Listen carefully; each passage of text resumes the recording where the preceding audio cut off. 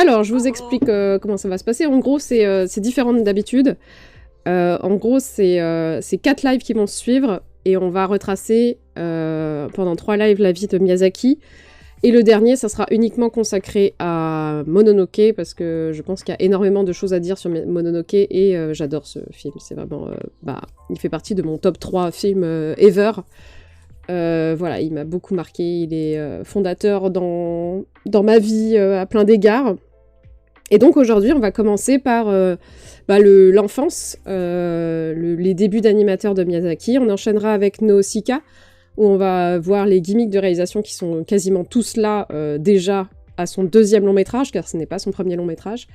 Et je dois terminer ce live à 19h pile, sinon je ne peux pas être sur la chaîne d'infusion à 20h ensuite pour un JDR Pirate et Poésie. Vaste programme. Donc voilà, ça va être un peu rush pour ce live-là, mais j'espère qu'on pourra prendre son temps pour les prochains. Voilà, le prochain, on parlera de Porco Rosso et du studio Ghibli. Et après, on parlera des succès commerciaux avec le château ambulant, même si c'est pas un succès commercial, je crois. Enfin, c'est pas le Stonks. Ah si, c'est un Stonks. Si, c'est un énorme Stonks même. Parce que j'ai déjà fait les points moula, bien sûr. Donc préparez-vous, préparez-vous mentalement au point moula parce que c'est n'importe quoi. Moi, quand j'ai fait mes recherches, j'étais en mode what the fuck. Donc voilà. Préparez-vous. Alors, on en est où dans le sondage? 8 €, voilà, c'est ça, c'est 8 €, ça valait le coup de faire un film. Vous êtes 3 à avoir vu et apprécié, pas vu une personne. C'est n'importe quoi, c'est vrai. Nausicaa, qui a mis du temps à arriver en France, hein, mais nous le verrons. Alors, qui connaît Miyazaki ici? Ou qui connaît à peu près Miyazaki? Ou qui ne connaît pas du tout Miyazaki? J'aurais pu faire un autre sondage, en vrai. Parce que ça se trouve, vous connaissez les films, mais vous connaissez pas le bonhomme. Même si la chaîne de Bolshevik a fait une très jolie vidéo sur Miyazaki. J'ai beaucoup apprécié. J'avais regardé aussi un documentaire en 4 parties, je crois, sur lui. Où on le voit vivre sa vie, remercier les esprits quand il rentre dans le bâtiment et tout. Enfin, il est trop mignon, quoi. C'est le vieux monsieur qui sait pas rester en retraite, c'est ça. C'est le vieux. C'est le chat. Il rentre, il sort, il rentre, il sort, il rentre, il sort. Et un jour, il va mourir. Je connais Miyazaki, j'ai vu tous ses films. Mais est-ce que tu connais le personnage? Est-ce que tu sais qui est Miyazaki? Titre, bien sûr. Mais il a fait ça que avec sa copine, je pense. Enfin, sa femme, quoi. C'est Doudou. Voilà, c'est Doudou. Miyazaki, c'est Doudou. Ou Doudou, c'est Miyazaki, on ne sait pas. En tout cas, ce cher Miyazaki, donc Hayao Miyazaki, vous avez son patronyme ici. Voilà, n'est-ce pas? C'est très joli. Est né le 15 janvier en 1941 à Tokyo. Donc 41... je ne sais pas si ça fait drink dans votre tête, mais c'est la Seconde Guerre mondiale, mais plus précisément, c'est Pearl Harbor. Yeah! Et en plus, on va voir que Pearl Harbor, c'est un peu dans la jeunesse de sa famille entière, donc c'est Dudusaki. C'est un peu... c'est l'ADN même de Miyazaki. Le docu en 4 parties. Ouais, moi non plus, je sais plus ce que c'est que ce docu en vrai, mais il était incroyable.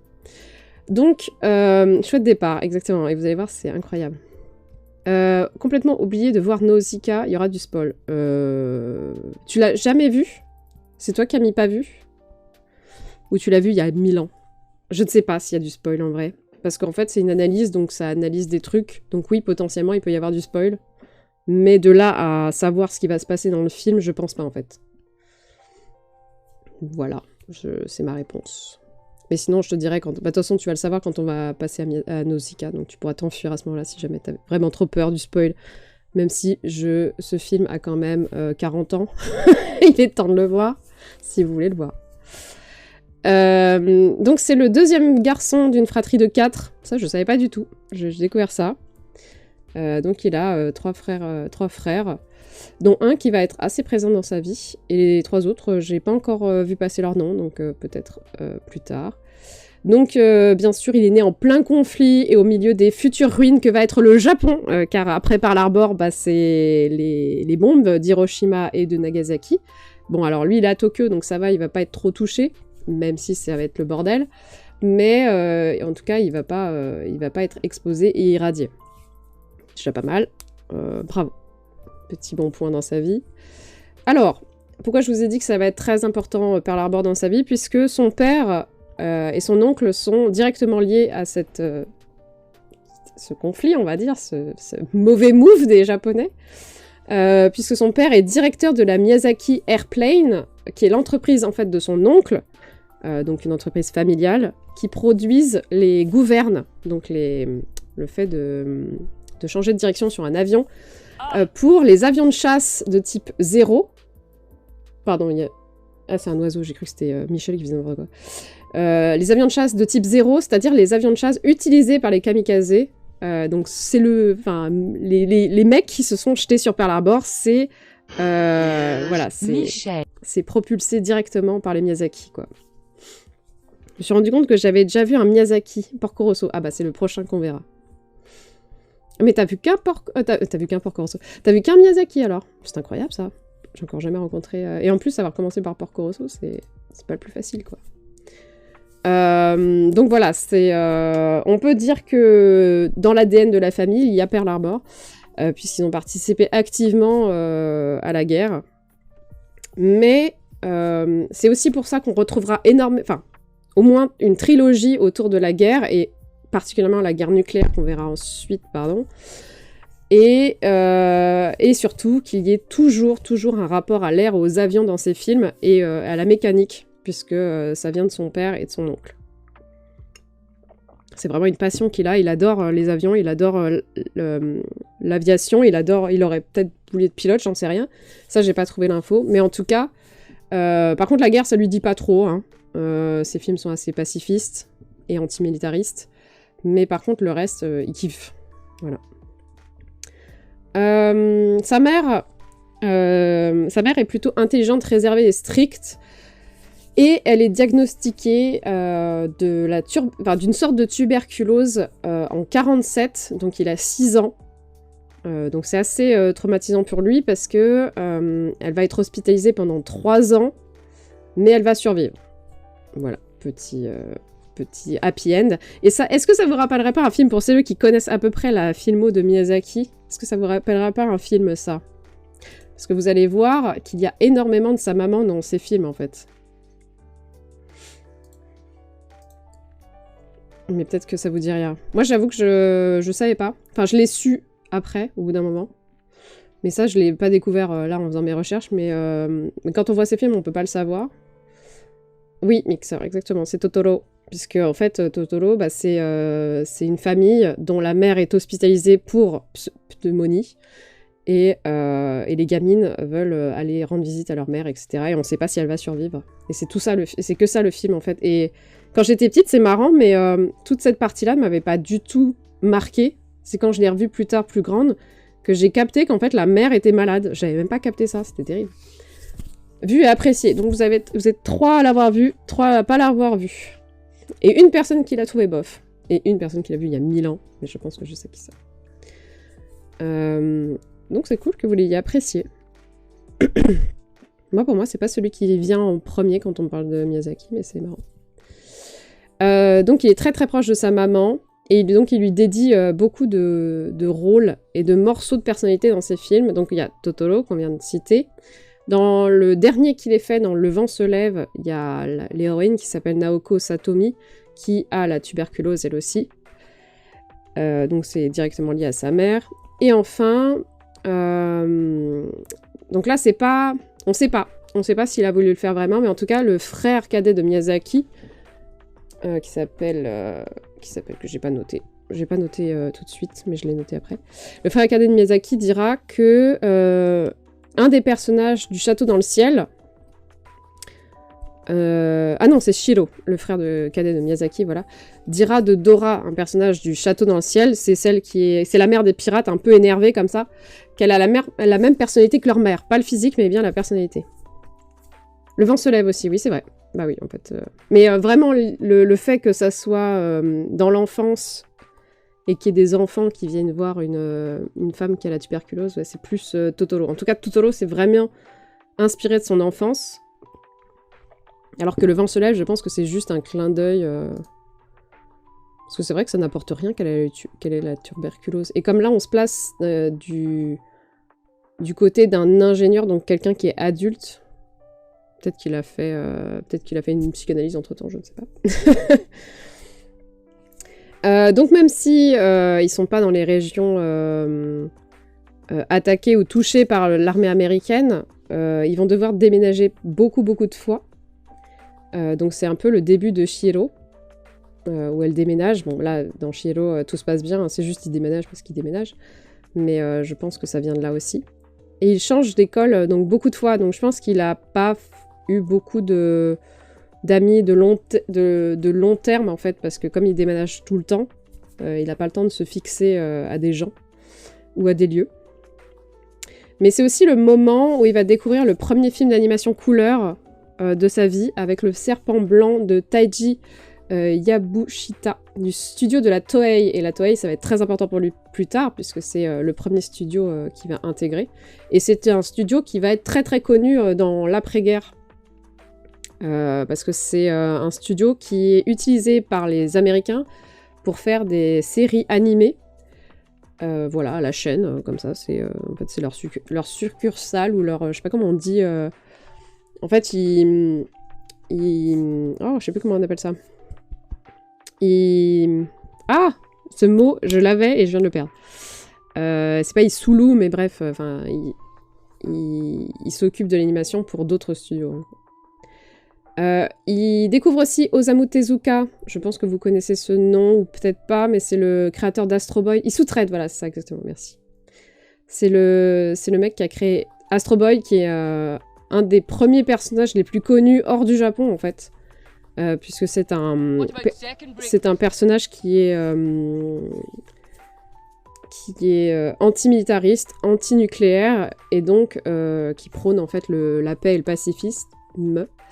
Donc il est très connu, et il vient aussi de la Toei. Donc on voit bien que la Toei en fait est un monument en termes d'animation, et qu'ils arrivent à exporter leur savoir hors du Japon, qui est plutôt balèze à l'époque, parce qu'on n'est pas encore dans la période glorieuse du Japon, où ils sont très concurrents avec les dragons et tout après. Enfin bref, ça c'est mes souvenirs d'économie de je sais pas quelle année de ma scolarité. Et bonjour Loïc. Là on est vraiment encore, on est post-guerre, Seconde Guerre mondiale, on est plutôt vers les années 40-50. Donc c'est plutôt incroyable qu'une société d'animation comme ça arrive à se faire voir dans le monde. Surtout de la part d'un perdant. Je vous rappelle que le Japon fait partie des pays qui ont perdu la Seconde Guerre mondiale, puisque ces bolos s'étaient alliés avec les Allemands. Bravo les veaux. Donc c'est à ce moment-là, en fait, quand il découvre l'animation, c'est là qu'il se prend d'amour pour le dessin. Et qui commence à dessiner, et il prend modèle donc Osamu Tezuka, qu'il adore, et il commence à beaucoup dessiner tout ça. Et puis après quelques années, il se rend compte qu'en fait, il a tout copié du style de Tezuka, que ça l'irrite profondément de ne pas avoir son propre style, donc il brûle tout de rage, et il va passer ensuite des années à trouver son propre style tout seul comme un grand. Mais il était... voilà, il a commencé par copier Tezuka avant de trouver son style. En 62, il a 21 ans et il entreprend des études d'économie. Pourquoi tu fais ça? Pourquoi tu vas faire de l'économie? On s'en bat les couilles. Dessine, là. Voilà. Donc, heureusement, un an plus tard, il devient intervalliste à la Toei. Donc, ça veut dire qu'en gros, à la Toei, c'est hyper hiérarchisé, comme dans beaucoup d'entreprises japonaises. Donc, il commence vraiment au bas de l'échelle des animateurs. Enfin, un vrai travail, c'est ça. En gros, il y a donc le réalisateur. Il y a scénariste-réalisateur, je crois. Je vais vous dire ça, mais ça se trouve, c'est pas du tout ça. Je pense avoir compris ça, mais ça se trouve, c'est pas du tout ça. Ensuite, vous avez des animateurs clés, avec plus ou moins des échelons. Et animateurs clés, en fait, c'est ceux qui vont fixer des images, mais par exemple, une toutes les 24. Et donc, ça va donner un ensemble d'images. Et ensuite, les intervallistes vont faire toutes les images qui sont entre ces points clés. Donc par exemple, vous avez un personnage qui fait comme ça et ensuite il fait comme ça. Bah, va falloir remplir de là à là. Et ça s'appelle un intervalliste. Et c'est un travail extrêmement pénible puisqu'il faut faire le... Je sais pas si vous avez déjà vu des making-of, même de Disney et tout, où ils tournent les pages très très vite comme ça pour regarder comment ça s'anime, leur mouvement. Bah c'est juste ça. En fait, vous avez une image de début, une image de fin. Il faut relier les deux avec tout plein de dessins entre. Et voilà, c'est ça le travail de l'intervalliste. Et c'est... voilà, ça doit pas être fun. Mais il faut commencer par là. Donc il arrive quand même à la Toei quand même. C'est du travail d'ouvrir d'ouvrier, ouais. C'est ça exactement. De temps en temps, un penny caché, exactement. Bah, c'est là où tu peux planquer des pennies, ouais. Donc là, il va travailler sur Gariban no Uchu Ryoko. J'ai pas trouvé de traduction, mais ça se trouve, ça n'a pas été importé, donc voilà. Et son travail est remarqué et apprécié. Et ce qui est très très drôle, c'est que, donc je vous rappelle, il est là depuis pas très longtemps. Ou peut-être 1 an ou 2, il est au bas de l'échelle, il aime pas la fin du truc qu'il est en train de faire, il propose une autre fin, elle est validée et remplacée. Le mec impose déjà son style alors qu'il est au bas de l'échelle. Bon, ça va le faire monter, donc il continue à monter les échelons d'intervallistes, etc. à l'aise-blaise. Je crois qu'il n'est pas encore dessinateur clé, illustrateur clé, donc on verra. Mais je crois qu'il est toujours intervalliste là. Mais il est plutôt bien payé, parce que je crois qu'il gagne 4 à 5 fois le prix de son loyer. Alors peut-être que le loyer est vraiment très peu cher, mais en tout cas, il gagne vraiment bien sa vie. Enfin, peut-être qu'à l'époque, c'était pas la même chose, mais en tout cas, les chiffres donnés sur Wikipédia étaient plutôt balèzes, donc c'était pas mal. En 64... donc 2 ans plus tard, 2 ans après être rentré à la Toei, le mec, qu'est-ce qu'il fait poids? Eh ben il fait une petite grève. Voilà. Attendez, mais j'ai peut-être préparé un visuel. Ah voilà. Pardon, je me suis dit, tiens, j'ai oublié une slide. Ça c'est sa maman, ça c'est lui, ça c'est sa femme, et ça c'est le monsieur avec qui il va faire la grève. Et qui va être très important après pour la suite de sa vie. D'ailleurs sa femme aussi, je crois qu'elle va participer à la grève. CGT. Bah, c'est le moment de foutre le feu. Non, en gros, c'est le bordel social dans l'entreprise. Et Miyazaki, bah, c'est pas un planqué. Donc, il prend la tête des manifestants et ils vont créer avec Isao Takahata, donc qui est ce monsieur, le syndicat des travailleurs pour faire reconnaître leurs droits et visiblement avoir plus de droits. Voilà. Et donc Miyazaki sera secrétaire de ce syndicat et Isao va être vice-président. Et j'ai pas noté le président, mais voilà. Donc ils font la bagarre. Et je pense qu'ils remportent des trucs. Parce que ça se passe plutôt bien. Même si 1 an plus tard, il va se casser. Mais... Ah non, il va pas se casser plus tard. Ah non, il part assez longtemps après, d'accord. Bon, bah ça doit bien se passer parce que s'il reste, c'est que ça va. Donc il rencontre sa femme aussi, qui est animatrice, elle aussi, qui s'appelle Akemi Ota. Et elle se marie 1 an plus tard, et ils auront 2 fils, donc Goro, que peut-être vous connaissez, je vais y arriver avec mes doigts. Là-bas, tout en haut, c'est Goro Miyazaki, qui est lui aussi réalisateur et animateur, qui a fait Les Contes de Térémer. Voilà, alors après, on parlera sûrement dans le dernier live. C'est pas terrible leur relation entre les deux. Et coucou, Sortimea. Comment ça va? Donc voilà, donc ça c'est Goro qui prend en fait la succession de son père, pour le meilleur et surtout le pire. Et Keisuke, qu'on ne voit pas mais qui est en bas là, qui lui, plus intelligent, va se dire tiens, je vais être artiste mais dans une autre branche comme ça, personne me jugera. Et il devient artiste et sculpteur sur bois. Donc c'est pour ça qu'il y a très peu de photos, en fait c'est la seule photo, ça se trouve c'est même pas lui. Ça se trouve c'est un random guy, mais je sais pas. C'est la seule photo que j'ai trouvée de lui, donc je pense que c'est ça. J'espère en tout cas. Donc voilà, donc Goro est né en 67 et Keisuke il va suivre direct en 69. Et voilà. En 65, donc la même année que le mariage, ça y est, c'est bisous, je m'envole. On va dire que c'est lui, voilà. Disons que c'est lui. De toute façon, on le voit même pas avec les petits gifs, donc de toute façon. C'est Bisous, je m'envole pour Miyazaki, puisque, en fait, avec Isao Takahata, ils en ont ras le cul de faire des séries, surtout pour d'autres pays, je pense. Enfin, des trucs qui sont pas très... voilà, ils ont... Bon, ils en ont un peu rien à carrer. Ils veulent faire des longs métrages. Ah, attendez, il y a Doudou qui veut sortir. Évidemment.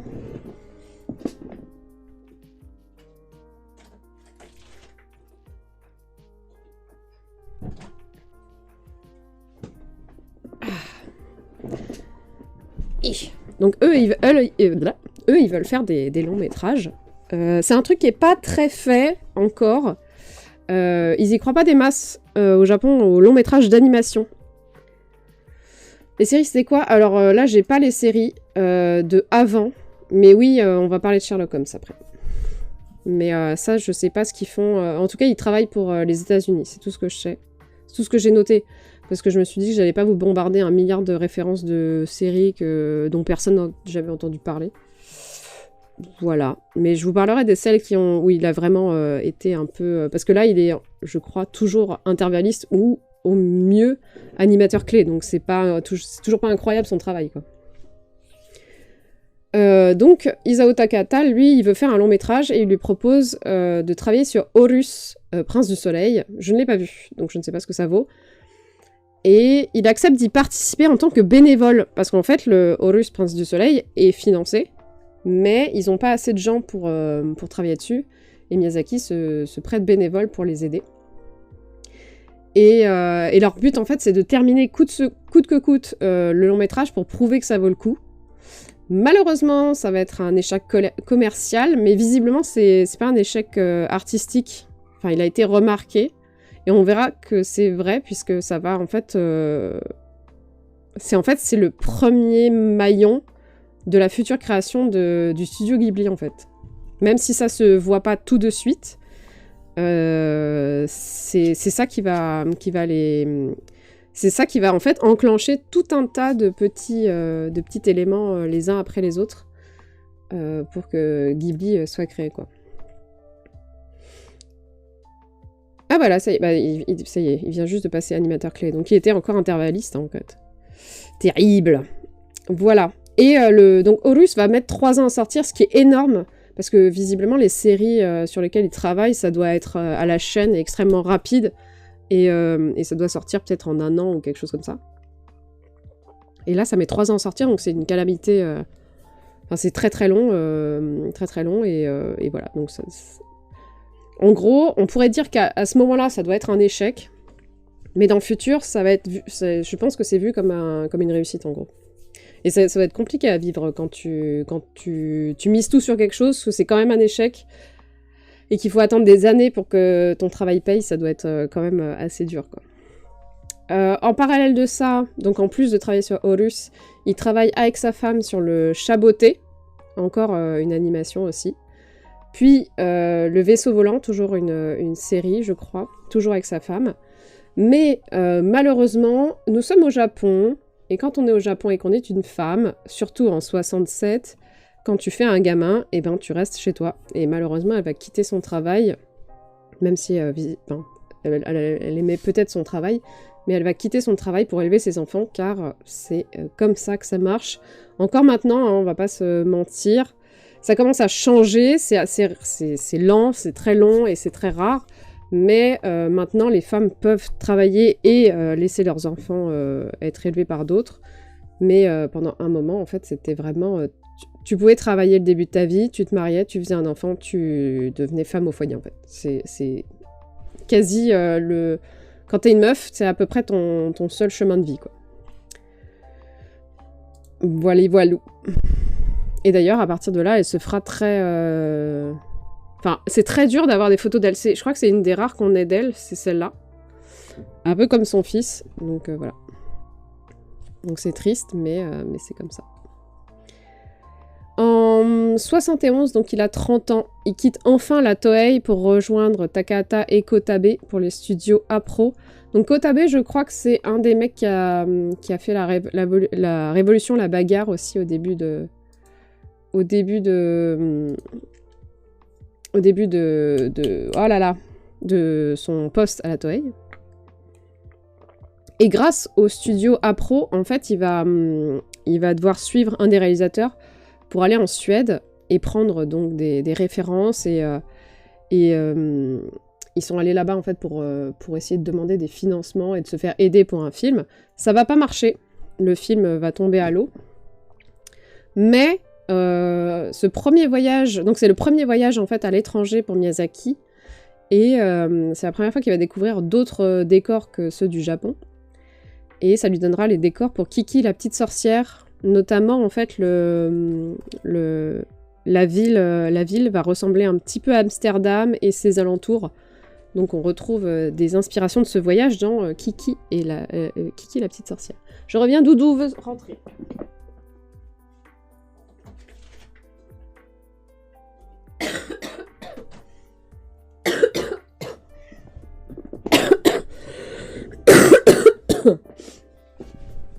Et voilà, Doudouzaki est rentré, c'est bon.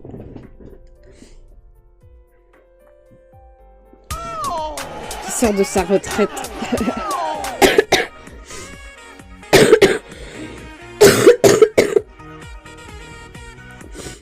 Alors merci beaucoup Sortimia, merci pour ton abonnement de niveau 1. Merci beaucoup, c'est pour les... J'allais dire c'est pour les glaires, mais... L'abonnement pour les glaires, bravo.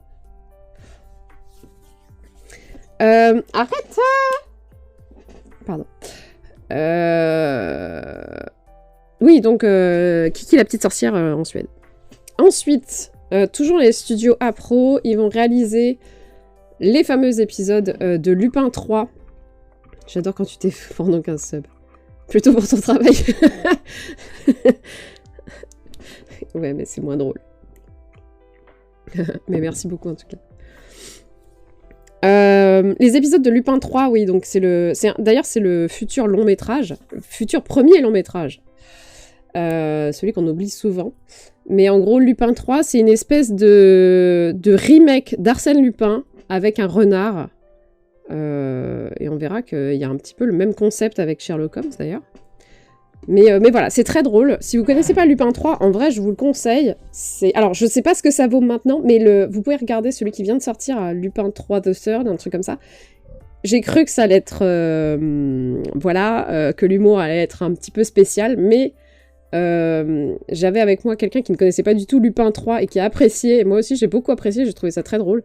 Donc si vous connaissez pas Lupin 3, je vous le conseille. Le dernier, au moins, pour commencer. Et Lupin The Third, en plus, il est en 3D. Et il n'est pas trop dégueulasse niveau visuel, donc si ça vous dit, je vous le conseille pour découvrir ce que c'est Lupin 3. C'est assez drôle, c'est marrant, c'est une sorte d'Arsène Lupin. Voilà. Moi, j'adore Arsène Lupin. Pour une fois, c'est une bonne adaptation d'Arsène Lupin. Mieux que tout le reste. Voilà. Ils vont aussi réaliser les courts-métrages Panda, Petit Panda. Alors ça, je l'ai vu au cinéma, dans mon cinéma d'art et d'essai, quand j'étais gamine et que j'habitais encore dans le 9-1. Alors Panda, Petit Panda, je l'ai vu un peu trop tard. Parce que c'est vraiment pour les tout petits, en fait. C'est vraiment du 5-6 ans. Donc quand tu le vois à 12 ans, 14, 16 ans, je sais même plus quel âge j'avais, c'est dur. Ouais, d'art et d'essai, ouais. Bah, c'est ce que je suis actuellement. Je suis d'art et d'essai. De l'art et d'essai même. Et mais c'est mignon, hein, ces petits pandas, c'est mignon, mais c'est quand même vraiment pour les enfants. Voilà. Mais ça peut, au moins si vous avez des gamins que vous connaissez, ça peut leur plaire peut-être. Et maintenant, je pense qu'ils sont réunis sous forme d'une collection parce que il y a plein de petits courts-métrages. En fait, moi quand je les ai vus, c'était quasiment 1 heure. Et en fait, c'est plein de petits courts-métrages de Pandi Panda, comme des petits mini-épisodes quoi. D'art et d'essai, le métrage de Maya l'abeille, c'est vrai. Dès qu'elle pique, hop, elle... Ah non, c'est pas une guêpe. J'allais dire, dès qu'elle pique, elle décède. Mais non, ce n'est pas une... Ah bah d'ailleurs, on a la musique de Totoro qui passe. Incroyable, quel timing. Bah c'est fini, voilà. Et d'ailleurs, Panda est probablement le prototype de Totoro. Parce que Panda, c'est vraiment une énorme petite boule. Une énorme petite boule comme ça. Et mais Panda, je crois qu'il parle, et c'est le père, je crois, enfin un truc comme ça, je me souviens plus, là je suis en train de remonter dans mes souvenirs d'il y a 20 ans. Mais effectivement, on peut voir le prototype de Totoro d'un panda. Ensuite,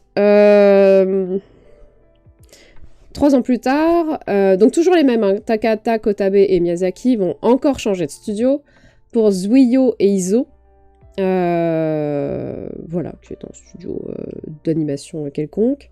Ils deviennent alors réalisateurs... Miyazaki devient réalisateur d'épisodes pour Conan, le fils du turfu. Voilà, donc là, il commence à prendre du grade puisqu'il devient réalisateur, donc c'est vraiment le poste numéro 1. Hein. Les réalisateurs dessinent, mais ils sont plus intervallistes, ils sont plus images clés. En fait, c'est eux qui vont faire les storyboards, je pense. Donc vraiment, là il est au top. Ça y est, il est enfin réalisateur de quelque chose. Conan du turfu. Ouais, Conan, fils du futur, en vrai. Mais j'aime bien dire turfu. Mais j'ai jamais vu Conan. Je sais pas du tout ce que ça vaut. Je suis même pas sûre que visuellement, ça m'intéresse des masses. Attendez, je vais aller voir, parce que j'ai pas... J'avoue que j'ai eu très peur de jamais finir mes recherches à temps. Mais j'ai réussi. Donc, enfin, là, j'ai pas vérifié, par exemple, Conan, fils du turfu. Ok, c'est vraiment très joli, en tout cas. C'est faux. Non, mais là, voilà, bah, c'est pas parce que... Non, mais il n'y a pas qu'un seul mec qui peut s'appeler Conan, puisqu'il y a Conan le détective aussi. Conan est un prénom. Il n'y a pas qu'un seul Conan dans la vie. Voilà, bah, c'est un film. Pas faux. Mais après, moi aussi, hein, quand j'ai lu Conan, fils du turfu, j'étais... Schwarzy. Mais non, c'était pas ça. Et on pense que... En fait, c'est le début... Ouais, moi aussi, en vrai, j'ai pensé que c'était une ref à Conan, mais en fait, non.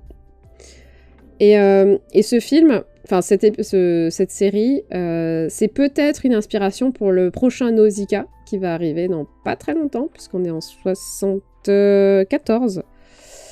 Et Nausicaa, c'est... non, c'est dans 10 ans. Bon, très bien. Bon, au moins, il aura le temps de mûrir, quoi. Non, rien à voir avec Détective Conan. Enfin, je pense pas, hein. Mais je suis pas très bonne en Détective Conan. Même si j'aimais bien regarder les épisodes quand ça passait sur je ne sais plus quelle chaîne, probablement M6. J'aimais bien. Et dans Conan, fils du turfu, visiblement il y a aussi des machines, et les machines c'est un truc que Miyazaki adore dessiner. D'ailleurs quand il était petit, quand il a commencé à dessiner, il pensait qu'il n'arriverait jamais à dessiner d'humains. Et donc il se focalisait sur les machines et autres, et c'est pour ça qu'en fait quand on regarde le château dans le ciel, et même Nausicaa je pense, en fait les personnages sont très fluides, très... comment on peut appeler ça, avec des formes très simples, ils sont même à la limite du caricatural, et pourtant les décors, les machines sont extrêmement travaillés. Et en fait, ça vient sûrement de là qu'il sait moins bien dessiner les humains que les machines et autres. Et voilà. Et la même année, donc de tout ça, là, c'est là où je vous ai dit, on ne voit pas le succès de Horus, prince du soleil, tout de suite, puisqu'en fait, là va débarquer dans sa vie quelqu'un qui va être extrêmement important ensuite, pour Ghibli.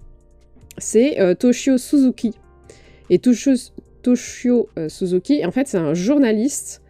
Il travaille... Merde, évidemment, j'ai Animage, je crois. Je crois que c'est le nom du magazine qui s'appelle Animage. Donc, ça va être un magazine dédié à l'animation.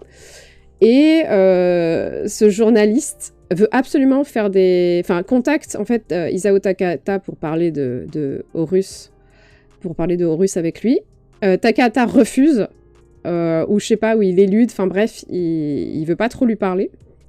Donc, il se rabat sur Miyazaki. Miyazaki lui parle d'1h30... Non, Takahata lui parle de ses projets à venir, pas du tout de Horus, il lui parle de ses projets à venir, sauf que Suzuki, lui, n'en a rien à foutre, lui, il veut faire un article sur Horus, pas sur autre chose.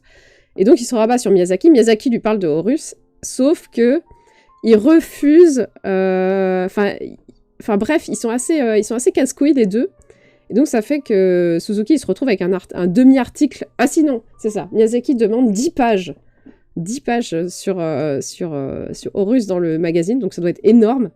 Donc Suzuki, je crois, le fait, mais il est un peu énervé, ou il abandonne, je sais plus. Enfin bref, c'est un peu le bordel déjà.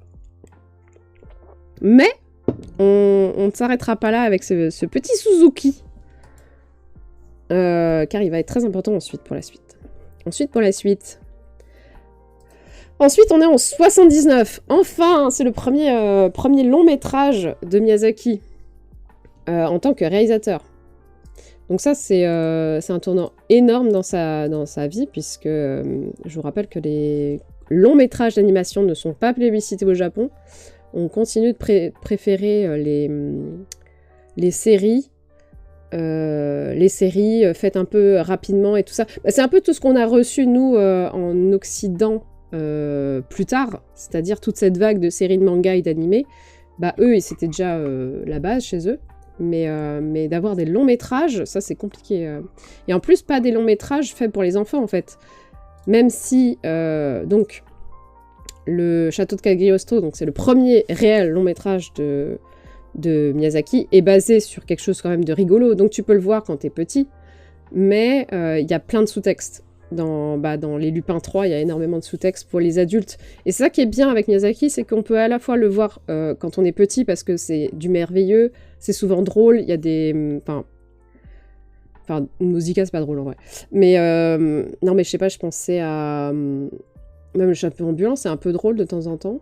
Non, mais je pense qu'on peut les voir petits. Enfin, moi, j'ai vu énormément de Miyazaki. En fait, quand on me parle de Disney, moi, ça me parle pas. Parce que j'étais élevée... en fait, j'étais biberonnée au Miyazaki. Donc, je pense qu'on peut les voir petits. Enfin, en tout cas, moi, j'ai adoré petite. Donc, voilà. Je pense qu'on peut les voir. Et j'ai vu le Château de Cagliostro il y a extrêmement longtemps, quand il est sorti en France. Et c'était très drôle. Mais c'est aussi pour les adultes. Et c'est ça qui est cool. Ça me fait penser un peu à Pixar, en fait. En fait, c'est la version Pixar de Disney. Mais en version film d'animation, quoi. Donc, pour faire ce long métrage... Et coucou Loud.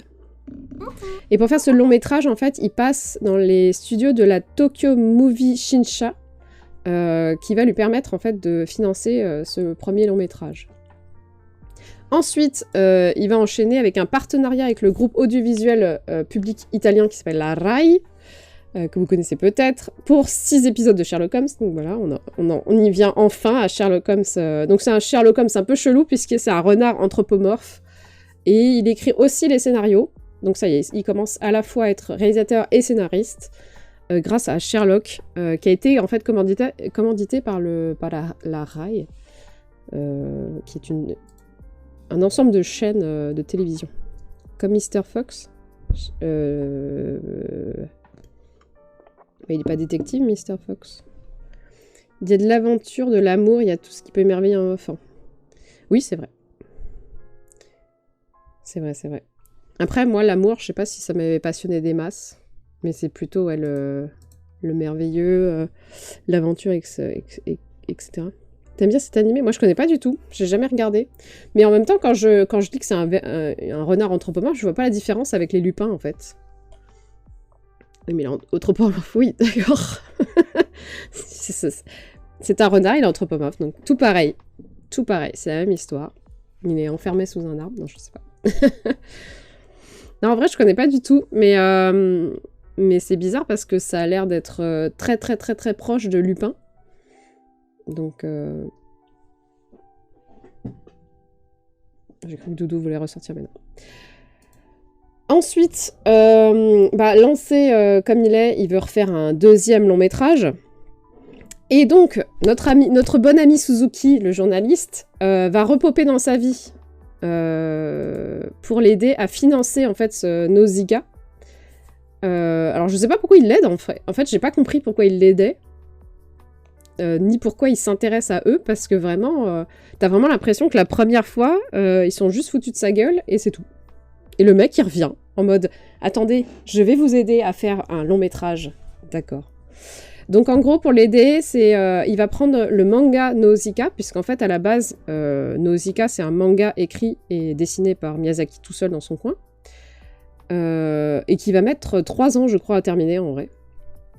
Et il va le publier dans son magazine Animage. Et ça va devenir un best-seller. Un best-seller, les gens vont adorer ce manga. Et je pense qu'il y a... Alors, vous trouverez sur Wikipédia les différences entre le manga et le film, mais je pense qu'il y a déjà toute cette notion écologique très très forte dans le film. Et son petit frère, dont on a déjà parlé... Il faut que je retrouve son petit nom, je crois que c'est quelque chose... Il est où? C'est Shiro, voilà. Son petit frère Shiro, qui travaille dans une agence de pub, va financer lui aussi le long métrage. Et alors là, ça va être le bordel. Parce qu'en fait, Nausicaa a été produit en 10 mois. Je sais pas si vous vous rendez compte ce que c'est de faire un film d'animation de 2 heures en moins d'1 an. C'est juste dégueulasse niveau charge de travail, ouais. Il était dans les toilettes d'un ami, mais j'ai jamais eu le temps d'aller assez loin pour voir la différence. Il faut faire caca plus longtemps, visiblement.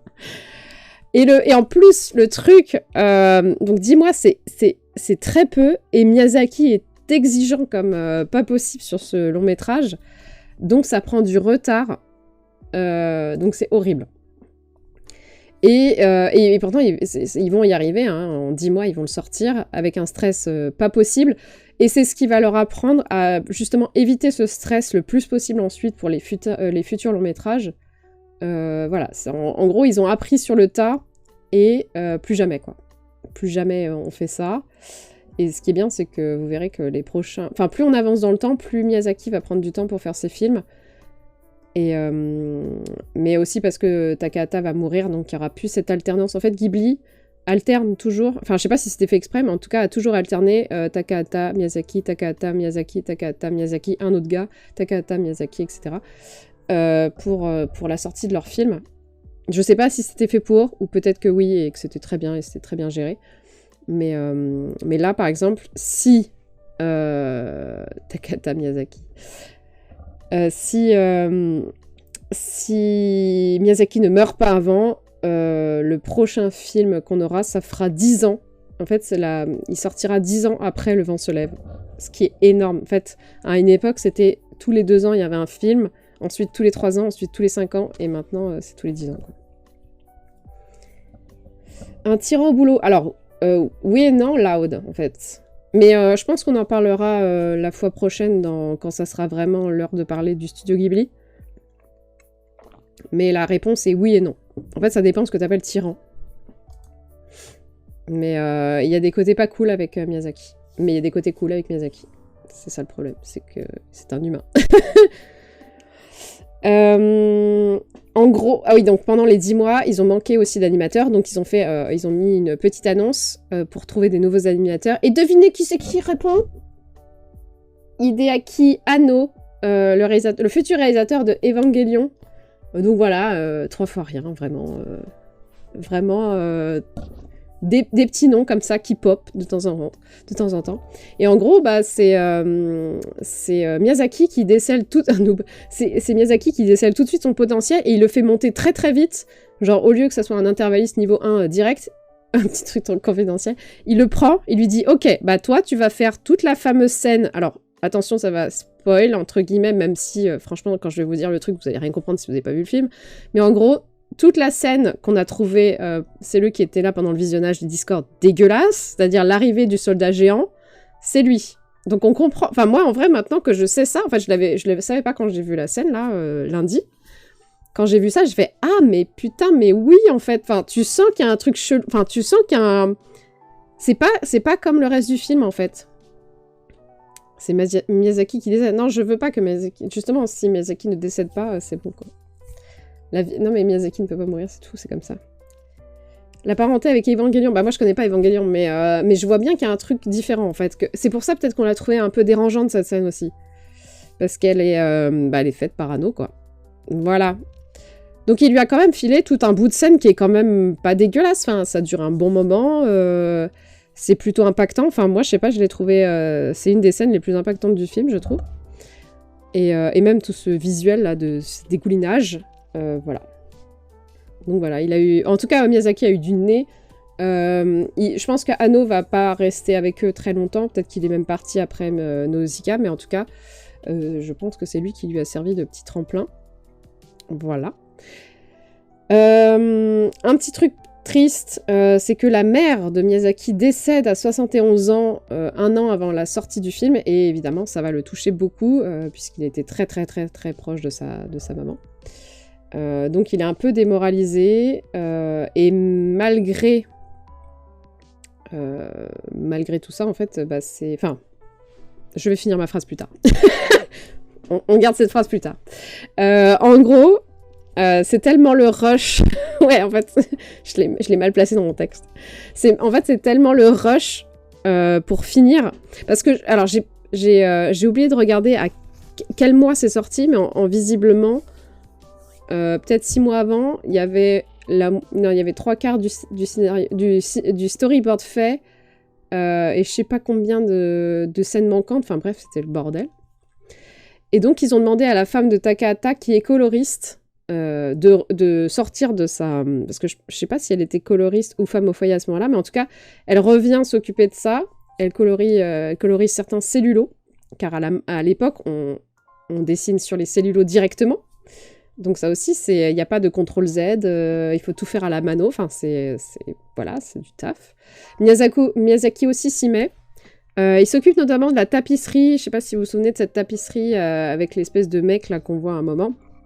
C'est une tapisserie d'ailleurs qui est inspirée de la tapisserie de Bayeux, tapisserie française. Alors peut-être que Ferrus connaît plus ce sujet que moi, parce que j'avoue qu'à chaque fois, c'est le genre de truc que j'oublie. Mais c'est une tapisserie assez connue, je pense, du Moyen-Âge, si je ne dis pas de bêtises. La tapisserie de la prophétie. Oui, ça me dit quelque chose, mais je crois que c'est ça, ouais. Je crois que c'est ça. Et en tout cas, c'est ça. Bon, parfait. Et il peigne à l'aquarelle. Voilà. C'est extrêmement long de peindre à l'aquarelle, puisqu'il faut attendre entre chaque... Enfin, il faut que ça sèche. Notamment, surtout que Miyazaki, lui, son style de peinture, il faut que ça sèche entre chaque. Donc ça doit être bien bien long.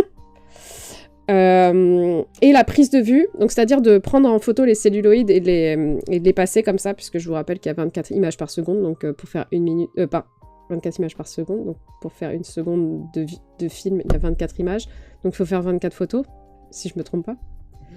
C'est une tapisserie sur Guillaume le Conquérant de 1666, d'accord. Bah voilà, c'est inspiré de ça. Et la prise de vue, ça prend tellement de temps que c'est supporté par 2 équipes qui se relaient indéfiniment pour qu'il n'y ait surtout pas de temps mort et qu'on puisse tenir les délais.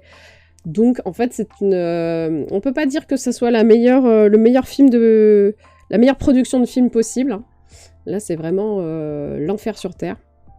Parce que vraiment, pour qu'il y ait 2 équipes d'un seul coup qui travaillent, enfin, ça veut dire qu'il y a 0 temps mort, les appareils photos sont toujours en route. C'est un peu violent. Et finalement, le film sort enfin, et c'est un succès. Bravo! Ils n'ont pas tout fait ça pour rien. Youhou! Donc c'est un vrai succès. Et c'est pour ça que je vous ai dit, je vais finir ma phrase maintenant. Malgré le fait que ça soit un succès, Miyazaki est quand même triste parce que sa mère est décédée. Il ne pourra pas voir son premier film, enfin son premier grand film, on va dire, son premier film reconnu. Donc voilà, c'est un succès en demi-teinte pour lui quand même, enfin c'est pas la joie totale. Et ça y est, en fait c'est tellement le stonks que ça leur permet de créer le fameux studio Ghibli, dont on parlera au live prochain. Mais c'est grâce à... en fait c'est grâce à Suzuki. Bon, c'est grâce à leur travail aussi, mais quand même Suzuki, on sait pas pourquoi, est revenu pour les aider à financer. Le petit frère aussi a aidé à financer. Ensuite, c'est un film un peu familial, puisqu'il y a la femme de Takahata qui s'y est mis et tout. Mais grâce à tout ça, le studio Ghibli est enfin sort enfin de sa... Enfin, plutôt, le studio Ghibli naît avec donc Takahata et Miyazaki en chef de file. Et Suzuki deviendra le président, en fait, de Ghibli. Ça, je savais pas du tout, mais en fait, c'est Suzuki le président et producteur, et les 2 autres, en dessous, les 2 réalisateurs. Et ensuite, il y aura encore quelqu'un d'autre. Et après, il y aura Goro Miyazaki qui va aussi venir travailler sous Ghibli. Enfin, voilà. Voilou. Oh là là. Eh bien, quel début de vie. Incroyable. Mais donc, on parlera du studio Ghibli plus en profondeur la prochaine fois avec Porco Rosso. Mais maintenant, on va parler de Nausicaa, la vallée du vent. Alors, Nausicaa, la vallée du vent, ça se dit Kaze no Tani no Nausicaa en japonais. C'est un film sorti en 84 avec les voix de Sumi Shimamoto qui joue Nausicaa, Goro Naya qui joue Yupa, Ushiro Nagai qui joue Mito, la vallée de Nana. Oui, la vallée de Dana du vent. Et en anglais, étonnamment... Alors, on verra, il y a une anecdote assez croustillante sur ce film. Mais je sais pas si c'est la première version ou la deuxième, mais en tout cas, il y a Shia LaBeouf et Mark Hamill qui doublent en version anglaise. Voilà. Après, n'étant pas fan des versions anglaises pour des films japonais, je n'écouterai jamais, mais voilà. Par contre, les versions françaises des Miyazaki sont plutôt cool. Voilà. D'ailleurs, je vais découvrir Mononoke en VO, parce que j'ai toujours écouté Mononoke en VF. Ça va être terrible. Je ne pourrais plus faire « Donnez-nous humains, nous mangeons humains ». C'est triste. Alors, qu'est-ce que ça raconte, Nausicaa ? En gros, il y a un terrible cataclysme qui a eu lieu il y a 1000 ans de ça sur cette planète. Et depuis, la Terre est stérile et elle est recouverte de fukai, une forêt potentiellement dangereuse et nocive. Et au milieu de tout ça, vivent les survivants, les humains survivants. On suit alors Nausicaa, qui est une princesse, qui est la jeune princesse de la vallée du vent, qui cherche à comprendre le fukai et comment guérir la terre. Elle cherche aussi à communier avec les Omu, qui sont des insectes géants qui protègent la forêt et dont les hommes ont peur, puisque les Omu peuvent attaquer et charger et être extrêmement violents. Voilou. Alors, Nausicaa, quelques petites rêves comme ça, empruntées ici ou là. Nausicaa, c'est un personnage de l'Odyssée d'Homère. Elle apparaît au chant 6. Et en fait, c'est celle qui va recueillir Ulysse, qui a échoué sur un rivage. Il est vraiment au bout de sa life, il va pas tarder à clamser.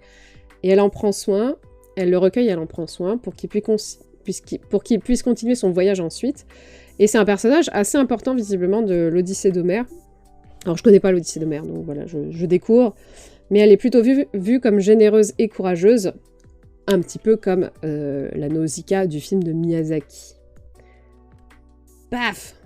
Je vous mets quelques croquis officiels dessinés par Miya, n'est-ce pas? Voilà. On voit que le trait est très reconnaissable déjà, son trait, mais c'est pas tout à fait le film ensuite. Nausicaa, bah moi aussi en vrai. Moi je savais même pas que ça venait de là. Je pensais que c'était plus la mythologie quoi. Oui, ils sont beaux leurs croquis. Hein. En vrai, c'est très joli. En fait, c'est marrant, mais j'ai regardé aussi ceux de Mononoke, et les petits Kodama, ils étaient un petit peu dégueulasses quand même à la première version. Donc c'est pas mal ce qu'ils en ont fait au final, mais il y a toute l'essence qui est là déjà. Mononoke, elle est Mononoke. Ashtaka, il est Ashtaka. Enfin bref, tous les croquis sont déjà là, sauf les Kodama qui ressemblent à des petits hommes déjà debout. T'es là, pas ouf. Omu.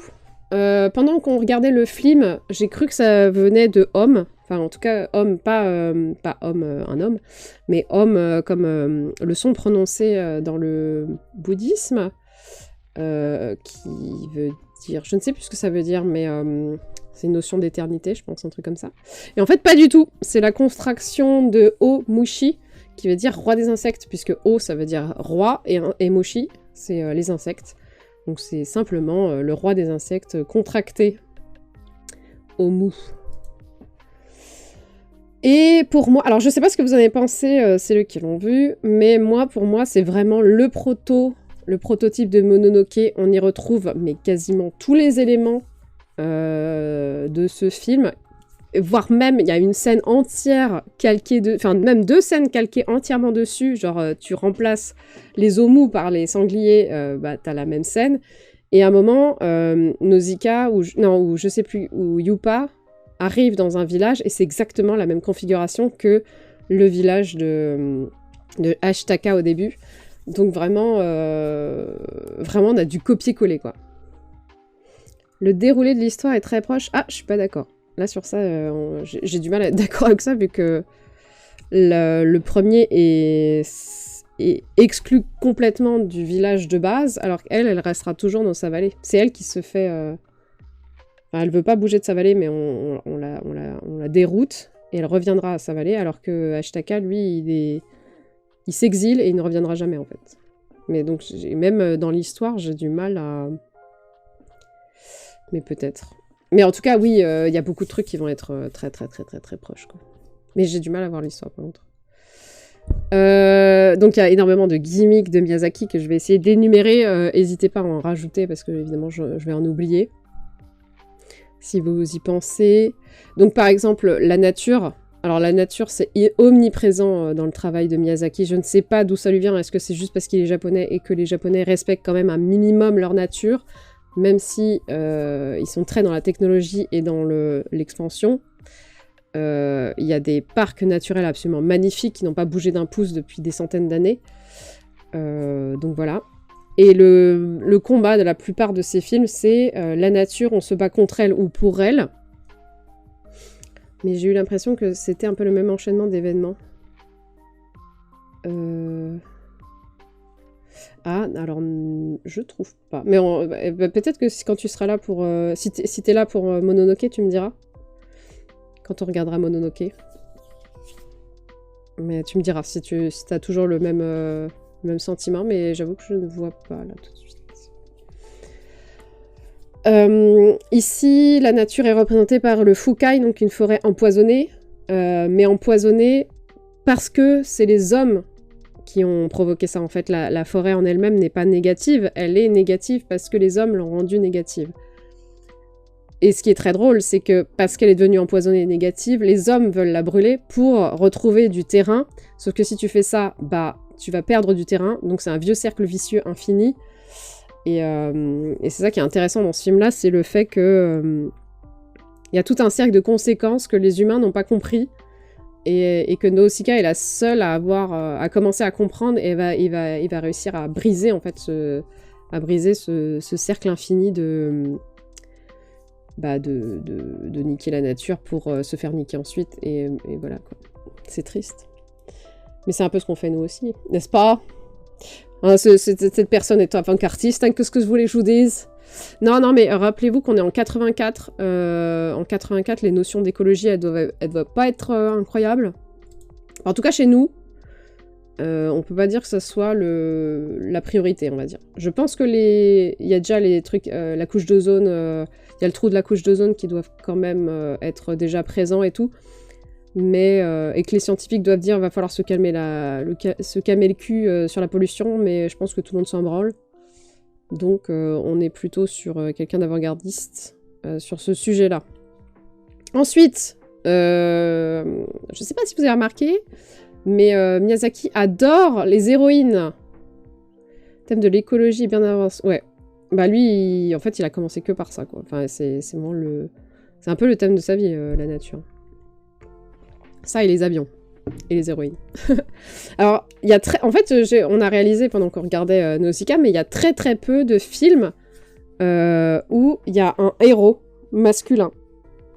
Mononoke, il a son pendant. Donc Mononoke est une meuf. Mais Ashtaka est quand même le héros.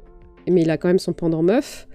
Howl, c'est pas le héros, c'est Sophie, hein, je tiens à vous le dire. Donc même dans le château ambulant, c'est pas un héros. Dans Chielo, bah c'est Chielo. Dans Le Vent se lève, en fait c'est Le Vent se lève où il y a vraiment un héros masculin. Et Porco Rosso. Ouais.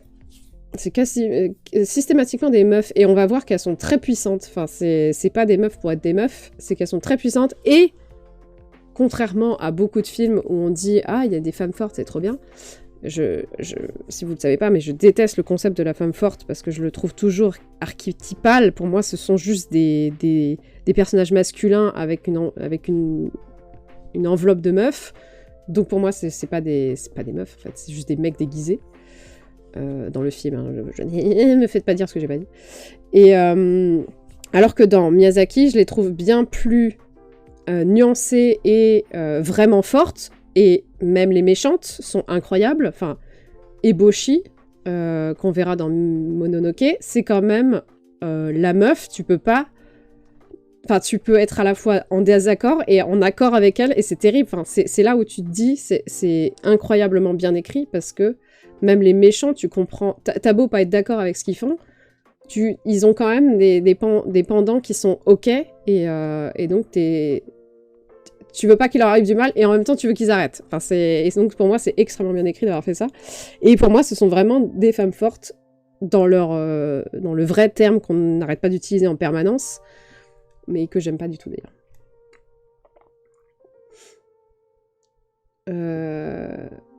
Si inverse de la version des femmes au Japon. Oui, non, mais c'est ça qui est étonnant, parce que les femmes au Japon, effectivement, c'est comme je l'ai dit, c'est des femmes au foyer, et c'est tout, quoi. Elles n'ont pas d'autre vie que de s'occuper du foyer, de leur mari et de leurs enfants. Donc c'est vraiment incroyable d'avoir des héroïnes... Et souvent, donc là, je vais continuer avec mon gimmick, mais souvent, ce sont des femmes, mais à la fois des enfants. Il y a très peu, à part Eboshi qui est adulte, je réfléchis, mais je crois qu'il y a très peu de femmes adultes. Dans Porco Rosso, elle est à la limite, on le verra la prochaine fois. Mais en gros, ce sont souvent des enfants ou des adolescentes qui sont fortes, qui vont faire bouger le monde, et qui sont en communion avec la nature, en gros. Les antagonistes de Miyazaki sont pas totalement mauvais. Oui, c'est ça. Le suicide de mère de famille, il y a peu plus d'un an. Ah ouais? Putain, ça je savais pas. Bah tu m'étonnes. Enfin, en vrai, déjà qu'elles le fassent pas avant le confinement, parce que vraiment leur vie c'est la misère, quoi. C'est pour ça que j'adore le Japon, mais je sais qu'il y a des trucs dégueulasses là-bas, hein. Il n'y a pas de... Ne vous en faites pas, je suis bien au courant. Et ce qui est bien avec ces héroïnes, c'est que c'est pas des femmes, donc des filles d'eux, des meufs d'eux, des futures épouses, ou des mères. En fait, pas du tout. Elles sont ni mères, ni épouses. Elles sont juste des meufs, là, et c'est tout. et juste pour ça, c'est incroyable. Parce que souvent, moi par exemple, Ashitaka, j'avais pas compris qu'il aimait San dans Mononoke. J'ai découvert très tard en fait qu'ils finissaient en couple, entre guillemets, parce qu'en fait, même à la fin, ils acceptent de ne pas vivre ensemble. Moi, quand tu vois ça et qu'on t'a abreuvé de Disney où il y a que des meufs avec des mecs, ou que les mecs vont sauver leurs meufs, et t'es là, oh. Et là, d'un seul coup, il y a un mec, il l'aide parce que bah, ça l'arrange, et ensuite il se prend d'amitié pour des gens, donc il veut régler le conflit, mais en même temps, il va pas écraser la moitié des personnes qui sont déjà là et qui font leur taf. Et à la fin, il accepte de ne pas... d'être en couple avec quelqu'un, mais en même temps de ne pas vivre avec elle parce que c'est pas son monde et c'est pas son monde à elle non plus. Enfin, je sais pas, c'est peut-être pour ça que ce film est incroyable dans ma vie, parce que il casse tous les clichés qu'on n'a jamais vus au cinéma, quoi. Enfin, à côté des Disney, c'est tellement une bouffée d'air frais, ce film, que waouh! Il s'est pris à râteau à un moment, mais pas tout le temps. Je crois qu'à la fin, elle accepte. Enfin, en tout cas, elle accepte qu'il soit dans le coin. En tout cas, ces héroïnes sont les représentantes de la nature, donc elles sont, donc j'ai dit ni des mères, mais des messagères en fait, parce que la nature n'est pas une mère entre guillemets. Enfin, elle peut être une mère, mais elle a son côté bienveillant et colérique en gros. Elle lui pardonnera pas? Ah putain, bah il faut que je le revoie alors. Il faut que je le revoie. Mais en tout cas, c'est cool. C'est-à-dire qu'elle finit pas avec. Enfin, dans tous les cas, c'est cool. Et en gros, elles évoquent le futur et le changement harmonieux, parce que évidemment, dans un film, il y a toujours un conflit, et ça se résout au fil du film, et c'est elles qui sont la charge de l'harmonie et de la résolution. Et ici, en fait, c'est Nausicaa qui est capable d'écouter le Fukai et les insectes qui la protègent. Donc, c'est la seule, en fait. Et c'est elle qui convainc, après, le mec, là, Asbel. Mais même Asbel, il est un peu con, donc... Il est terrible, Asbel. C'est vraiment débile, ce gars, c'est incroyable. Et c'est elle qui comprend tout ce qui se passe, et c'est elle qui va être la voix, et qui va apaiser le conflit à la fin, quoi. Oui, qui finissent pas à la fin. Bah, par exemple, Nausicaa ne finit avec personne à la fin. D'ailleurs, Asbel, je sais même pas où est-ce qu'il est encore là, est-ce qu'il est encore vivant, on ne sait pas. Ou alors peut-être que je l'ai pas vu dans les scènes post-génériques, enfin, dans les scènes de générique. Mais elle est toute seule, elle vit sa vie de princesse, et puis basta, quoi. Et c'est trop bien. Nausicaa, en fait, son truc à elle, c'est qu'elle est différente des autres humains parce qu'elle est tournée vers l'autre et vers l'extérieur. Et en fait, c'est sa curiosité sans a priori qui lui permet de voir au-delà, en fait. Et en fait, ça, on s'en rend compte dans le flashback où, en fait, elle s'est liée d'amitié avec un homu très très jeune. En fait, tous les adultes autour d'elle sont terrifiés parce qu'il y a une petite bébête que quand elle va grossir, bah, ça va être un petit peu une calamité. Et elle s'en fout, elle recueille et elle l'aime. Et elle s'en fout de qui l'homu est, en fait. Tout ce qu'elle voit, c'est un être qui a besoin d'aide et d'amour, et donc c'est tout ce qu'elle lui donne. Et c'est ça, en fait, qui fait la force de Nausicaa, c'est de pas avoir d'a priori. Et quand elle voit que la forêt est malade, en fait... Enfin, elle voit pas que la forêt est dangereuse, elle voit qu'elle est malade, et donc elle va essayer de voir comment on peut guérir cette nature, et c'est là où on le voit dans son sous-sol, où elle fait des expériences, et en fait, la forêt n'est pas néfaste, puisqu'elle est guérie, en fait. Donc ça, c'est cool. Donc c'est là où je vous dis, le genre... en fait, moi, dans les films de Miyazaki, ce que j'adore, c'est que le genre a très peu d'importance. En fait, on voit des personnages, mais on va pas se dire « Ah, bah c'est une meuf, donc elle aura telle caractéristique ». C'est assez rare. Il y a dans le château, dans le ciel, et c'est pour ça que je crois que je l'apprécie pas des masses, celui-là, où le personnage féminin est un des plus fragiles de toute la filmographie de Miyazaki. C'est un petit peu le seul archétype genré et classique dans les films de Miyazaki, c'est celui du château dans le ciel. Mais dans les autres, c'est assez peu vu. Généralement, un personnage a à la fois du masculin et du féminin très fort en lui. Et voilà, en fait, ça s'alterne et c'est plutôt cool. Et en gros, même ici, on voit que Nausicaa, en fait, a beau être une princesse, elle est jamais protégée par son peuple. En fait, son peuple la voit comme une leaduse, mais personne lui dit « Ah, t'es une meuf, donc tu vas pas aller sur le trône » ou ce genre de truc. En fait, c'est acté que c'est elle qui est la fille du roi, donc voilà. Donc ça sera très bien comme ça. Bon, après, on pourra remettre en cause le principe de royauté, mais nous ne sommes pas là pour ça. Mais en gros, peu importe son genre, c'est elle qui va les leader, et voilà, quoi.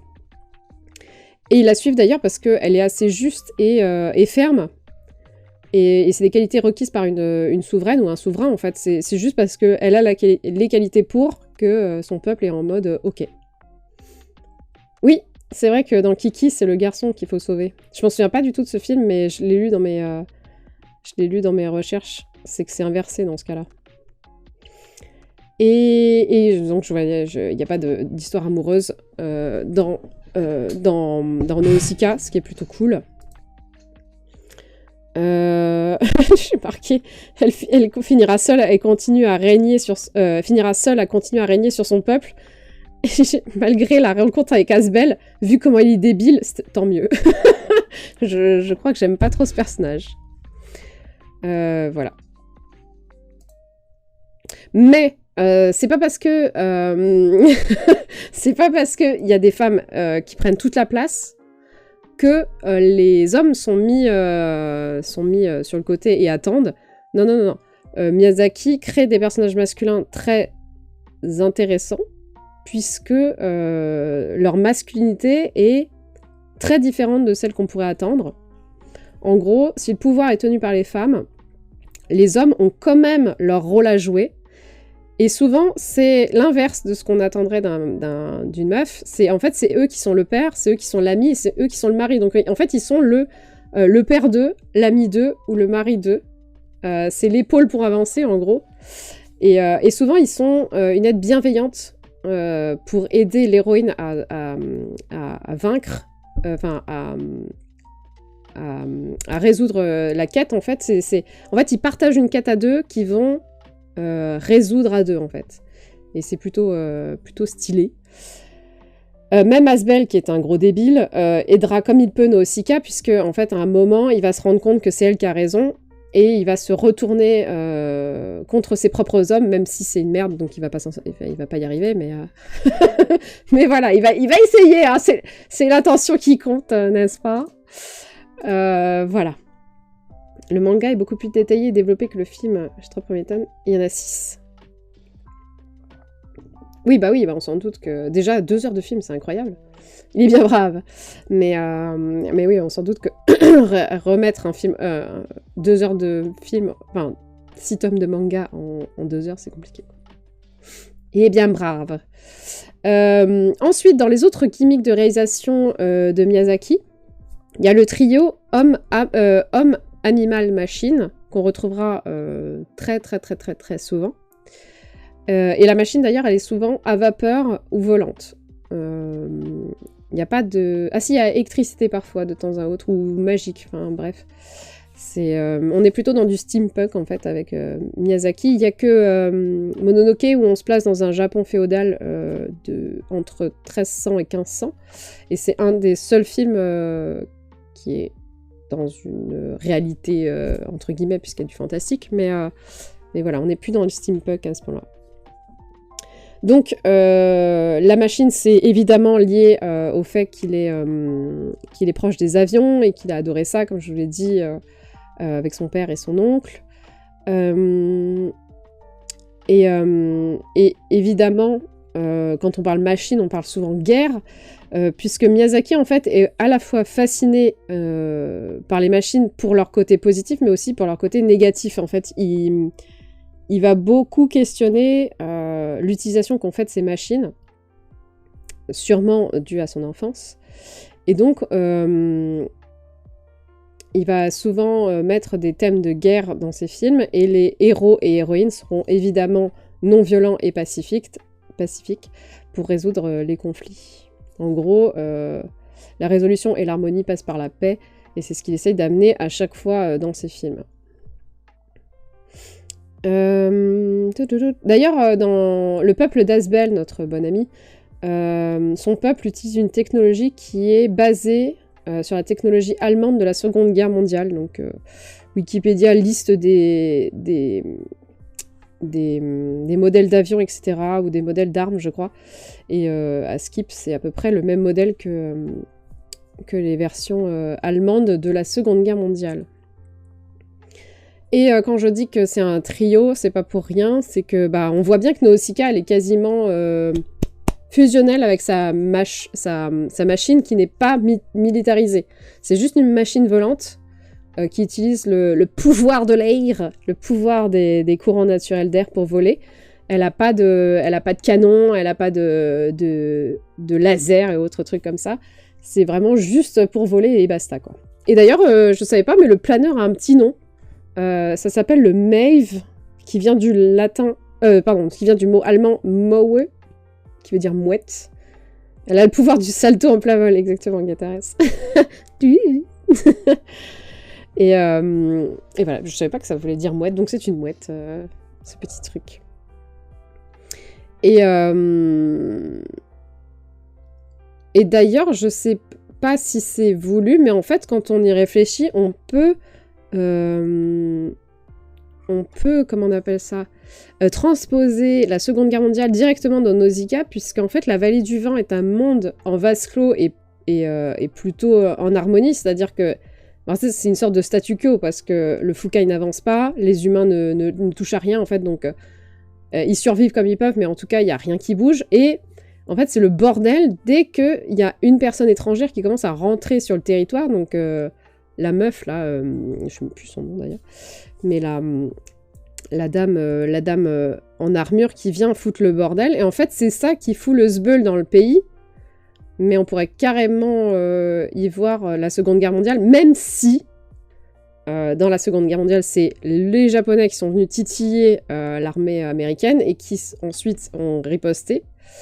Mais non, peut-être qu'on peut pas y voir la Seconde Guerre mondiale, je ne sais pas. Enfin bref, en tout cas, là, dans ce film-là, normalement, si personne ne pénétrait dans la Vallée du Vent, tout allait bien, et puis le bordel vient de l'extérieur, en gros. Et dernier gimmick que j'ai remarqué, c'est que les parents chez Miyazaki sont assez peu présents. Alors, ils seront présents dans Ponyo, mais d'une façon un peu négative. Mais, ah non, négative et positive, j'ai rien dit. Mais les parents de Miyazaki, souvent, sont assez peu présents. Alors, soyons clairs, hein, généralement, les parents dans la fiction, c'est très rare que ça existe, parce que si tu donnes des parents à ton héros, ça devient compliqué pour ton héros de se casser de chez lui pour vivre son aventure, parce que voilà, c'est ça, les parents, c'est pas pratique pour l'aventure. Parce que voilà, quoi, le problème moral d'abandonner des gens et tout. Donc généralement, s'ils en ont, ils sont morts, ils meurent au bout d'un moment et hop, c'est le déclencheur pour partir. Soit ils sont déjà morts et c'est bien pratique. Donc voilà. Mais dans les films de Miyazaki, il n'y a pas de parents parce que Miyazaki veut montrer autre chose en fait. En gros, Nausicaa n'a pas de mère, mais il y a un père qui meurt quand même au début. Mais en fait, en gros, l'apprentissage ne se fait pas grâce aux parents, mais par la curiosité et l'aventure en fait. Et c'est les autres, en fait, qui vont permettre de comprendre et d'avancer sur son chemin. En gros, l'apprentissage ne vient pas que des parents pour Miyazaki, mais aussi de tout le reste, en gros. Voilà. Donc lui, il a une raison, en fait, pourquoi les parents ne sont pas forcément tout le temps là, quoi. Les parents dans le voyage de Chihiro... Bah voilà, Chihiro est un excellent exemple du fait que les parents ne sont pas l'apprentissage, puisqu'en fait, les parents de Chihiro ont failli à leur apprentissage. Et donc, c'est Chihiro qui va devoir se démerder seul et avec les autres pour s'en sortir, en fait. S'en sortir dans ce monde très spécial qu'est le monde des esprits. Rapprochement avec le passage à vie d'adulte, je suppose, quand il y a des parents. Attends. Ça fait un rapprochement avec le passage. Alors ça, oui, tout le monde... Alors ça, bizarrement, j'ai vu aucune analyse parler du passage à l'âge adulte. C'est très étrange, mais effectivement... Normalement, c'est le gimmick classique du passage à la vie d'adulte. Mais dans les Miyazaki, personne n'a fait cette analyse-là. Après, je sais pas. Je sais pas si ça peut se faire, je réfléchis, mais comme elles sont à moitié adultes déjà de base, je ne sais pas. J'avoue, je ne sais pas. J'en ai fini avec les gimmicks, si vous en avez d'autres, n'hésitez pas. J'en ai sûrement oublié. Il y a le gimmick de la bouffe, mais dans celui-là, il n'y en a pas, malheureusement. La bouffe qui te donne envie de manger. Non, par contre, j'ai une petite anecdote incroyable. Alors, tenez-vous bien à vos slips. Miyazaki, quand il est énervé, ça se sent. En gros, Hervé Weinstein, ce trou de miche, a récupéré les droits pour distribuer Nausicaa aux US et il l'a distribué en version coupée avec un doublage dégueulasse, ce qui a mis Miyazaki en rage pendant une réunion où en fait il devait discuter de la distribution de Mononoke, donc ça faisait quand même des années que c'était comme ça. Il le découvre, il se met en rage, il quitte la réunion, il se casse, il retourne au Japon. Et 3 jours plus tard, Suzuki, donc, qui est toujours le président de Ghibli, envoie à Weinstein un katana écrit dessus « Pas de coup de pur, no cut ». Et en gros, Weinstein a interdiction maintenant de... S'il veut les droits de quelque chose, il a interdiction de distribuer les films coupés ou traduits à la zob. En gros, maintenant, c'est clair et net. Ghibli a imposé ça.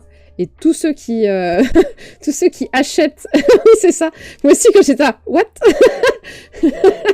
Tu reçois un petit katana chez toi, là, avec une tête de cheval dans ton lit. Et en gros, maintenant, si vous voulez acquérir les droits de Ghibli, de n'importe quel film Ghibli, tu ne peux plus la couper. Tu dois faire la traduction la plus fidèle possible, le doublage le plus fidèle possible, mais genre à la lettre près, quoi. Sinon, on vient chez toi et on te coupe les doigts. Et depuis 95, c'est comme ça. Et visiblement, Disney a tout racheté, mais respecte cet engagement, donc c'est plutôt cool. J'aime me battre. J'aime me battre. L'envahissement par des choses immenses, la forêt par des choses qui nous dépassent, mais que l'on peut comprendre et dompter. T'as d'autres exemples? Parce que là, elle t'envahit. Enfin, là, elle envahit, mais c'est assez rare.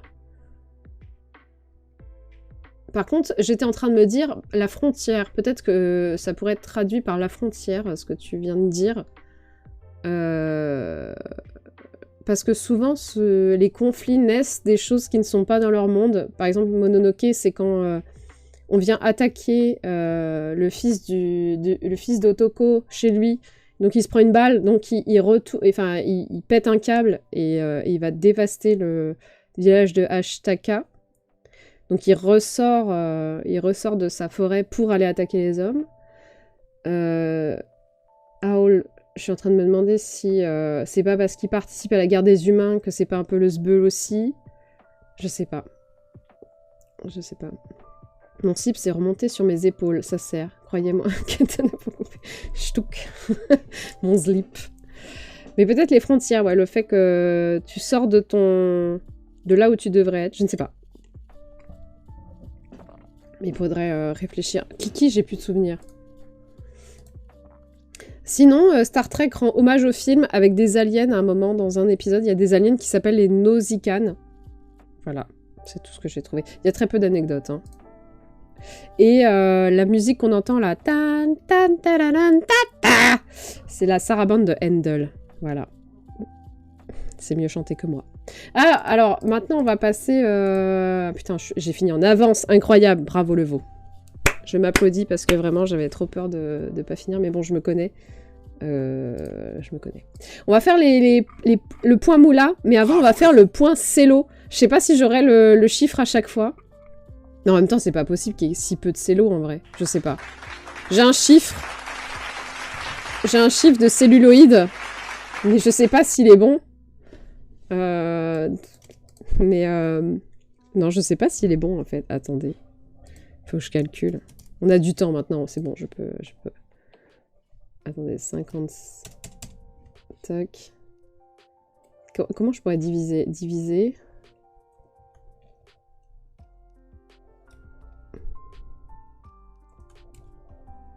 Je fais n'importe quoi. Non, mais je sais pas. On va faire le point moula. Mon cello, j'avais noté 56K de cello. De celluloïd, mais je pense pas. 56K, c'est pas beaucoup. Le point moula. Alors, combien 56K. Vous pensez que le budget est à combien? Allez, au bas mot. 10 jours de... 10 jours.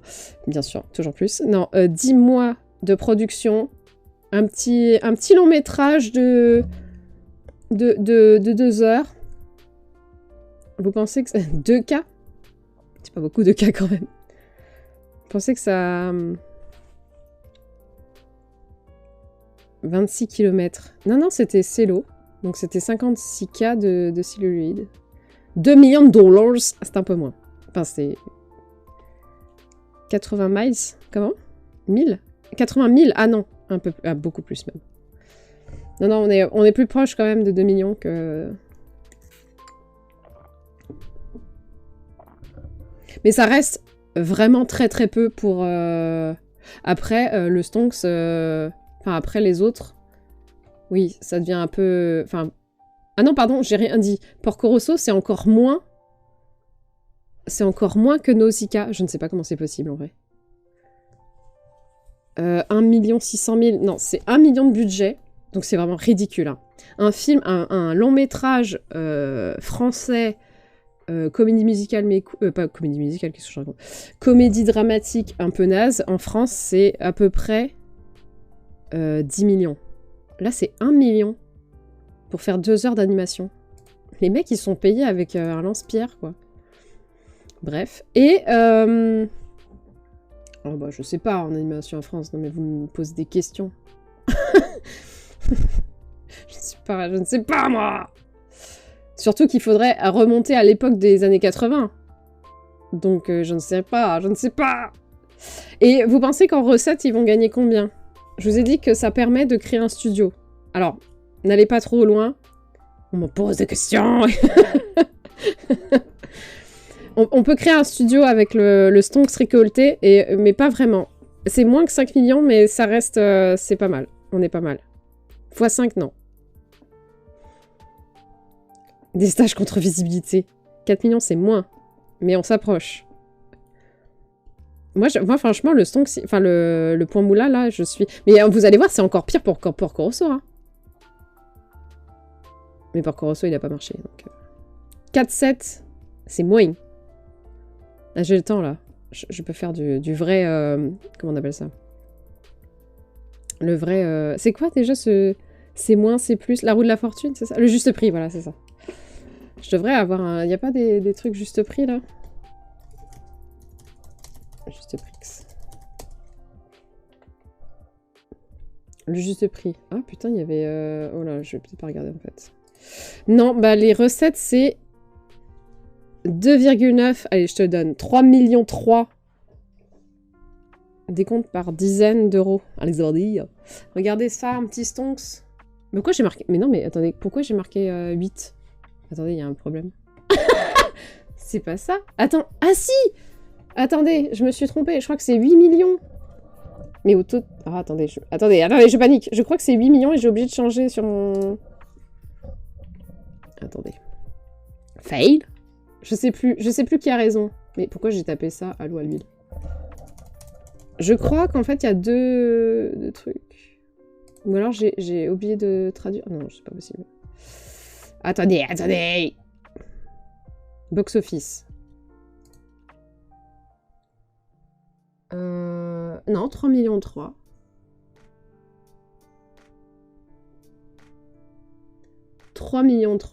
Non, non, non. Et ça fait quand même un bon score aux États-Unis. Hein. Nous, on l'a pas eu, mais voilà. Non, mais ça, je me suis trompée. Voilà, vous cachez ça. Et c'est bon, vous avez le chiffre. Il y a la suite d'exploitation et les premières recettes. Bah, moi, je compte toujours... Son sale. En gros, il a fait 742 millions de yens. Alors, sachant que le yen, il faut enlever des zéros. Ah, voilà, c'est ça. Je crois qu'au Japon, il a fait 8 millions et quelques. Et... Attends. Ah non, 8 millions de yens à l'époque. Donc ça fait 3 millions 3 en fait. De dollars à l'époque. Aïe. Enfin bref, c'était le stonks. Mais c'est raté. Sur mon... je me suis trompée. Je me suis trompée là-dessus. Mais c'est bien 3 millions 3. À l'époque. À l'époque. Putain, ça y est, j'ai compris. Et voilà. On en a terminé. Pour ce live-ci. Donc rendez-vous la semaine prochaine pour Porco Rosso. 3 millions de... Attends. 3 millions de dollars en yens, ça fait 10 euros. Oui, mais maintenant. Attends, quoi? 3 millions de francs de dollars? Quoi? 3 millions de francs de dollars en yens, ça fait 10 euros. Comment? Ça fait beaucoup de conversions, là. J'ai pas tout compris à ton calcul. J'ai dit un peu. 3 millions de yens, 3 millions de yens. Mais qu'est-ce qu'il dit? 3 millions de francs de yens de dollars. Combien en anciens francs? Ouais, c'est ça. Déjà que là, maintenant, le yen, faut enlever 2 zéros, je crois. Si je me trompe pas, 1000 yens, ça fait 10 balles. Enfin, 10 euros. Mais peut-être qu'à l'époque, c'était pas du tout ça. En écu, peut-être. Voilà. En louis d'or. Allez, hop. En tout cas, rendez-vous dimanche prochain pour Porco Rosso et la création du studio Ghibli. Voilà.